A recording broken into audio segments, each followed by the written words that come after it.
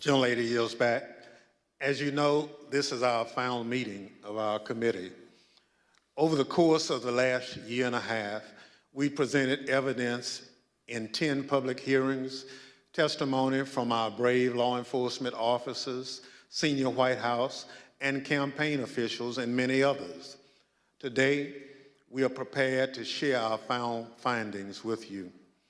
But before we do so, it's important to remember what we've learned, and critically, exactly what happened at the United States Capitol on January 6th. Without objection, I include in the record a video presentation of some of the key evidence our investigation has uncovered.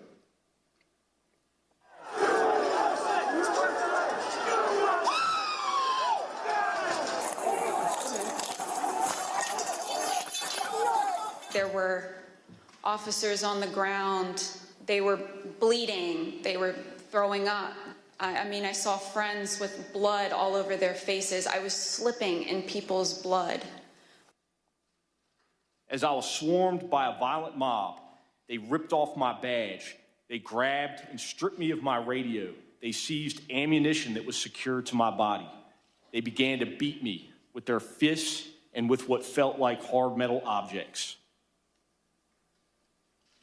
The key thing to do is to claim victory. No, we won. Fuck you. Sorry, over. We won. Yeah. You're wrong. Fuck you. Right out of the box on election night, the president claimed that there was major fraud underway. I mean, this happened, as far as I could tell, before there was actually any potential of looking at evidence. I didn't think what was happening was necessarily honest or professional at that point in time. So that led to me stepping away. Generally discussed on that topic was whether the fraud, maladministration, abuse, or irregularities, if aggregated and read most favorably to the campaign, would that be outcome determinative? And I think everyone's assessment in the room, at least amongst the staff, Mark Short, myself, and Greg Jacob, was that it was not sufficient to be outcome determinative.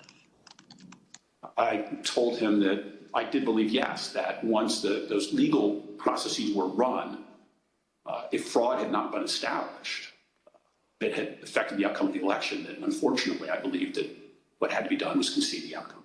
What were the chances of President Trump winning the election? After that point? Yes. None. So what are we going to do here, folks? I only need 11,000 votes. Fellas, I need 11,000 votes. Give me a break. The numbers are the numbers. The numbers don't lie. We had many allegations, and we investigated every single one of them. Did one of them make a comment that they didn't have evidence, but they had a lot of theories? That was Mr. Giuliani. And what exactly did he say, and how did that come up? My recollection, he said, we've got lots of theories, we just don't have the evidence. You're asking me to do something that's never been done in history, the history of the United States, and I'm going to put my state through that without sufficient proof? It's a tape earlier in the day of Ruby Freeman and Shay Freeman Moss and one other gentleman quite obviously, surreptitiously passing around USB ports as if they're vials of heroin or cocaine. In one of the videos we just watched, Mr. Giuliani accused you and your mother of passing some sort of USB drive to each other. What was your mom actually handing you on that video? A ginger mint. Do you know how it feels to have the President of the United States to target you? The President of the United States is supposed to represent every American, not to target one. I made it clear I did not agree with the idea of saying the election was stolen and putting out this stuff, which I told the president was bullshit. He wanted to talk about that he thought the election had been stolen or was corrupt, and that there was widespread fraud. And I had told him that Our reviews had not shown that to be the case. And I said something to the effect of, sir, we've done dozens of investigations, hundreds of interviews. The major allegations are not supported by the evidence developed. Well, my first thought was, this is a terrible idea. Jeff Clark cannot be installed as acting Attorney General of the United States. You ultimately told us that you described this meeting as not this meeting, the Georgia letter that was proposed as an effing murder-suicide pact. Do you remember using the term murder-suicide pact? Yes.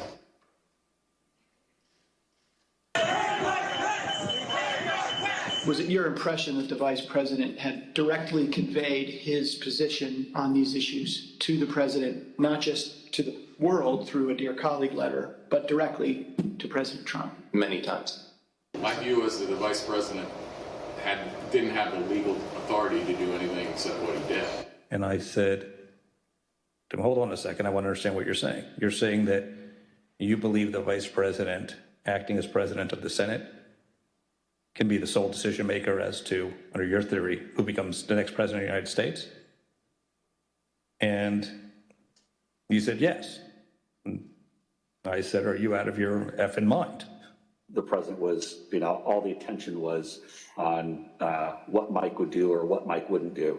There's a telephone conversation between the president and the vice president, is that correct? Yes. The conversation was pretty heated. Apologize for being impolite, but do you remember what she said her father called him? The P word. It was clear that it was escalating and escalating quickly. So then when that tweet, the Mike Pence tweet, was sent out, I remember us saying that that was the last thing that needed to be tweeted at that moment. It felt like he was pouring gasoline on the fire by tweeting that. It gained access to the second floor, and I've got public about 5 feet from me down here below. Okay, copy. They are on the second floor, moving in now. We may want to consider getting out and leaving now. Copy. The members of the VPT at this time were starting to fear for their own lives. There were calls to say goodbye to family members, so on and so forth. Approximately 40 feet. That's all there was. 40 feet between the vice president and the mob. Donald Trump and his allies and supporters are a clear and present danger to American democracy.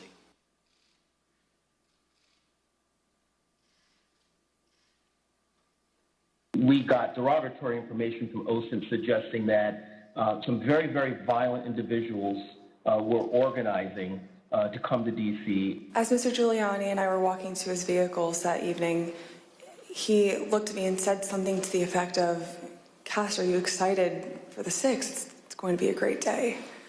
I remember looking at him saying, Rudy, could you explain what's happening on the 6th? He had responded something to the effect of, we're going to the Capitol. It's going to be great. The president's going to be there. He's going to look powerful. He personally asked for us to come to D.C. that day. And I thought, for everything he's done for us, if this is the only thing he's going to ask of me, I'll do it. Well, basically, the president, got everybody riled up, told everybody to head on down. So we basically were just following what he said.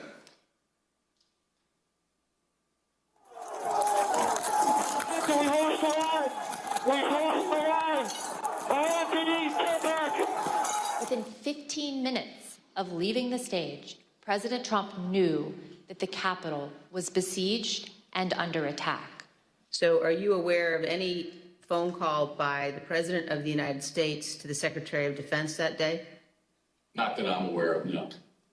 Are you aware of any phone call by the President of the United States to the Attorney General of the United States that day? No. Are you aware of any phone call by the President of the United States to the Secretary of Homeland Security that day?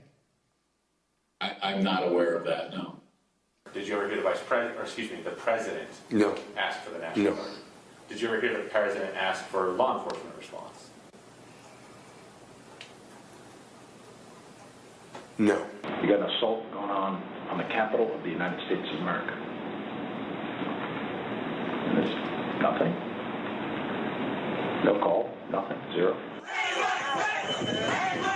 I remember Pat saying something to the effect of, Mark, we need to do something more. They're literally calling for the vice president to be effing hung. And Mark had responded something to the effect of, you heard him, Pat. He thinks Mike deserves it. He doesn't think they're doing anything wrong. You on the staff did not want people to leave the Capitol. On the staff? In the White House. I can't think of anybody, you know, on that day who didn't want people to get out of the Capitol once the, you know, particularly once the violence started. No. I mean,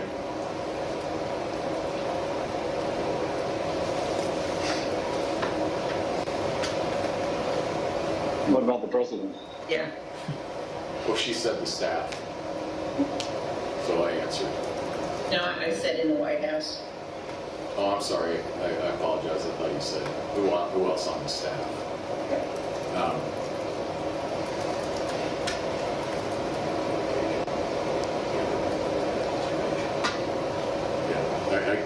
I can't reveal communications, but obviously I think, you know,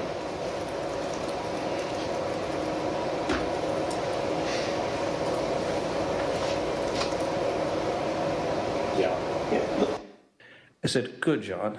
Now I'm going to give you the best free legal advice you're ever getting in your life. Get a great effing criminal defense lawyer. You're going to need it.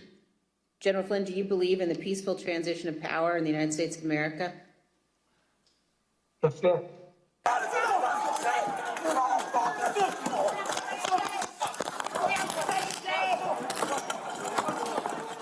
Another officer unconscious. The church. What church?